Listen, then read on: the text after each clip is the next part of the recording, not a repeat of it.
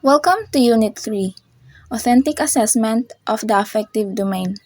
Your presenters for today is yours truly, Kazel Vanessa, and my partner, Jenna. At the end of this lesson, you are expected to be able to identify various methods for authentically assessing the affective domain, value and demonstrate proper attitudes and behavior while learning academically, and implement appropriate authentic assessment strategies in different learning contexts. Thank you, Tabon. So now we can proceed to our topic, which is authentic assessment of the affective domain. So first, we can define what is affective domain. The affective domain is a part of a system that was published in 1965, identifying, understanding, and addressing how people learn. This describes learning objective that emphasize a feeling, thought, emotions, or degree of acceptance or rejections. So, this describes learning objective that emphasize a feeling, tone, and emotions, or a degree of acceptance or rejections. It is far more difficult domain to objectively analyze and assess since affective as objective vary from simple attention to selected phenomenon to complex but internally consistent qualities of characteristic. So we have five categories in the affective domain based on the taxonomy. We have receiving, it is awareness and the willingness of the learner to listen and to respond. We have also the responding, it is an actions or particular situations. So we have also the valuing, it is the value or the behavior of the learner. We have also the organizations, it is being responsible to the learner behavior to formulate a systematic planning and problem solving. And the last is characteristic. It is how the learner control their feeling. Categories of the authentic assessment of the affective domain. The first is the affective target.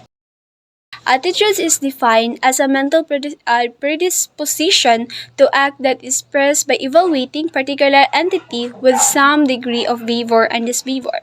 So generally, individuals have their own attitude that focus on subject or any instructions. Also is a psychological tendency that is expressed by evaluating a particularly entity with some degree of favor of the or disfavor. So we have four components of the attitudes. So first is the cognition. These are the belief, theories, cause and effect of beliefs and perceptions. So it is not related to the feelings as if it is a statement or belief that may vary to one individual content in the next. So we have also the affective. It is refers to the feelings and emotions such as fear, like, and anger. This is term refers to our feelings, emotions such as fear, likes, and anger. This emotion play a crucial role in the shaping our attitudes toward various aspects of life. There are the emotional component of our attitudes influencing how we react to different situations. We have also the behavioral intention. These are our goals and aspirations and our expected response toward the attitudes. So this concept encompasses our goal aspirations and the response we expect to have towards different attitude. It's about how we plan to act or behave based on our attitudes. And our personal beliefs, social norms, and perceived control over the behavior. So we have also the evaluation. It is a degree of goodness and badness toward the attitudes. So this is about our assessment or judgment of attitudes determining their degree of perceived goodness or badness. Next, affective target is interest. Interest in the affective target is a personal preference for certain kinds of activities. Is a powerful motivational process that energizes learning guides, academic and career trajectories, and is essential to academic success. So, An interest can be an individual experience which they find it more enjoyable, which involve lasting feelings. It can psychological state of mind, which can increase the learner's excitement towards a specific situations. Also, we have motivations. It is was also for the affective targets. So let's provide information about the type of environment, tasks, and activities that can individual will be motivated to do. So the motivation is provide insight into what an individual wants to do and what they need from a rule in order to be engaged and successful. And we have also our values too. Is defined as a principle, standard, or quality considered inherently worthwhile or desirable. So so values, it is an individual groups and whole society hold values. So values are what motivate and fulfill you. Also, the self-concept is usually called a mental image of who you are as a person, as our interpretations of our action, skills, and specific characteristic. So self-concept is when you people are younger and still going through the self-discovery and identity forming process. Self-concept appears to be more malleable. Self-perception are becoming more systematic and structured as people mature, as they form a clearly understanding of who they are and what is important to them. So we have also the locus of control. The locus of control is an individual perception about the underlying main causes of events and her life and education. The locus of control view the causes of their academic performances of or school failure. So the locus control, it is assumed that whether a student has an internal or external locus of control has a power impact on academic motivation, persistence, and school achievements. And also, we have a efficacy. So, is a person particularly set of belief that determine how one can execute a plan of action and perspective situation. State ni siya ni Bandora 1977. So, the efficacy, it is a person believe in their ability, and a particularly situation also is about the perception of one person to his her abilities to attain a goal. Four sources of self-efficacy. Teacher can use a strategy to build self-efficacy in the various ways. The first is the mastery experiences, performance outcome. So, this is the most influential source among the four sources of self-efficacy. Mastery experiences refers to the experiences of one person that he had gained when they do new challenges and they successfully do this challenge or task. So the mastery experiences is gained through successfully taking on new challenges have the greatest impact on self-efficacy. So the second is vicarious experiences. So the social rules model vicarious experiences involve observing other people successfully completing a task. So the vicarious experiences involve observing others who have successfully completed a task, which can also contribute to building self-efficacy.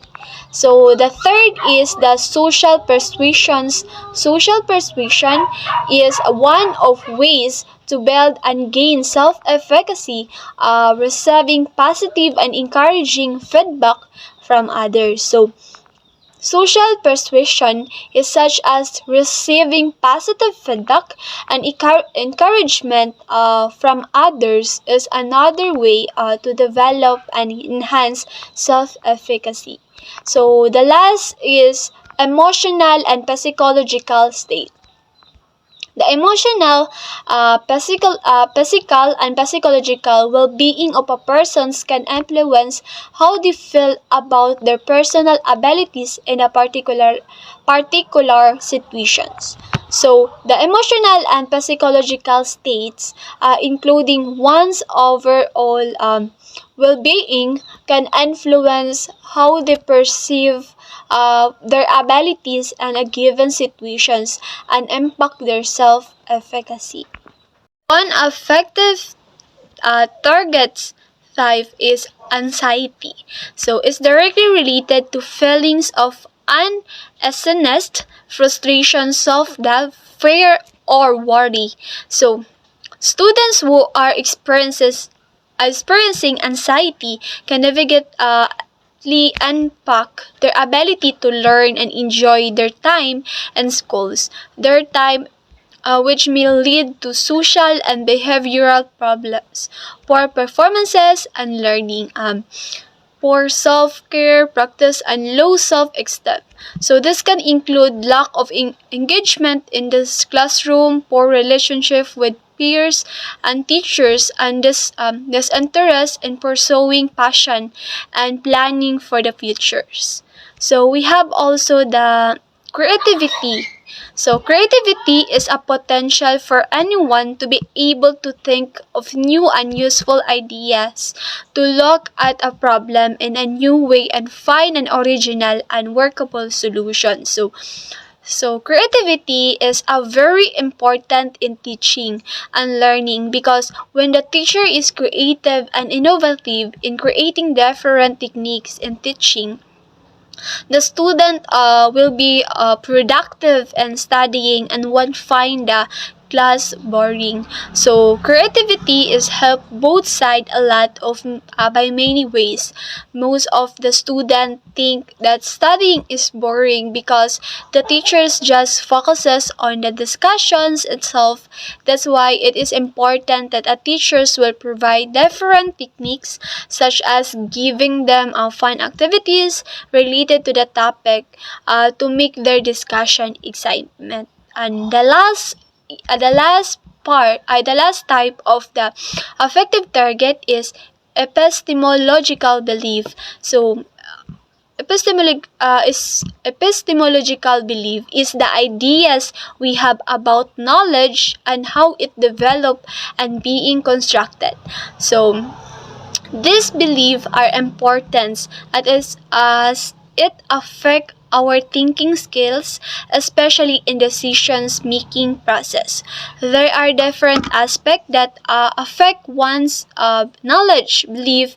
Most of the epistemological beliefs that we have now is because of our experiences in our daily life. Our family and peers play an important role in developing our epistemology. It is important to not discard the epistemological belief of the students inside the classroom because their differences affect their performances inside the classroom.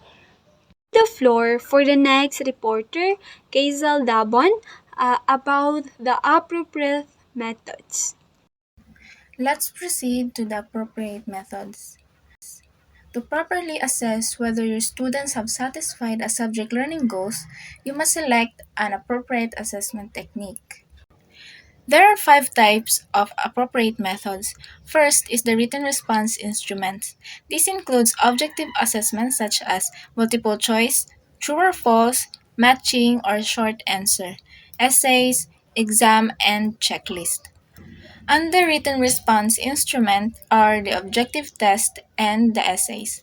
Objective tests are suited for various stages of educational objectives hierarchy, while essays can evaluate students' understanding of high-level cognitive skills, particularly in areas such as application, analysis, synthesis, and evaluation. Another type of appropriate methods is the product rating scale. This assesses products that are regularly rated in education, such as book reports, maps, charts, diagrams, notebooks, essays, and various creative endeavors. In the example below, we can observe that there are items of products that are being rated in which degree someone agrees. Another one is the performance test. One of these is the performance checklist, which includes a list of behaviors that constitute a specific sort of performance. This is used to identify whether or not a person acts in a certain manner when requested to do a specific activity. As we can observe in the example below, we can see the list of behaviors that are being checked if the behavior listed is being met or not. Next is oral questioning. This strategy involves the teacher probing students to see what they know about the topic. Next is the observation and self report. These are useful supplementary assessment methods when used in conjunction with oral questioning and oral test. For example, observing a student struggling in class and then having them complete a self report survey about their study habits and learning strategies could offer a clear understanding of the challenges they face. Now, the question is, how can we select an appropriate methods? That is through observation and questioning. As an effective educator, we should observe our students to determine their capabilities, and to prove that, we can also ask them. Questioning as well can be used in many more instructional reasons. But how can we develop an effective assessment tool? According to Macmillan of 2007, the method of assessing effective targets has three feasible methods to evaluate affective traits and disposition. First is the student self report. In this method, there are ways to show students' influence as self report. The common and coordinate way is having a casual discussion or interview. Under under the student self-report is the constructed response format, which is a straightforward approach inquiring students about their affect by reacting to a statement or to a question. Also, the selected response format, which are composed of questions to which there are typically one best answer. There are sometimes referred to as objective assessments. The second one is the teacher observation. This method is one of the necessary tools for formative assessment. In the example below, we can see the list of both positive and negative traits that are being observed by the teacher. This is important as a guide for them to develop an effective assessment. Teacher observation can be unstructured or can be used for the reason of making summative judgments. This can be structured, which is different from unstructured observation with regard to preparation needed as well as the way observation is recorded. Third is the peer ratings, which is the least common method among the three feasible methods of assessing effect. Because of the nature of learners, they don't continuously take this activity seriously, and most regularly than not, they are subjective in the conducting this peer rating. Let's proceed to interpreting and utilizing the different methods or combination of methods in assessing affect. Type of affect that needs to be assessed. A common response to something or someone can be best be gathered through observation. If the information needed is from grouped or individual responses, and if the group response and tendencies are required, selected response self-report method is suitable because it can guarantee anonymity and is easily scored. The use of information. If the intention of the affective assessment is to utilize the outcomes as supporting input to grading, then multiple approaches is essential, and be mindful of the plausibility of having fake comes from self-report and even from peer judgments. Do you have any questions? If you have, you can comment below and we will answer it. Thank you and have a good day.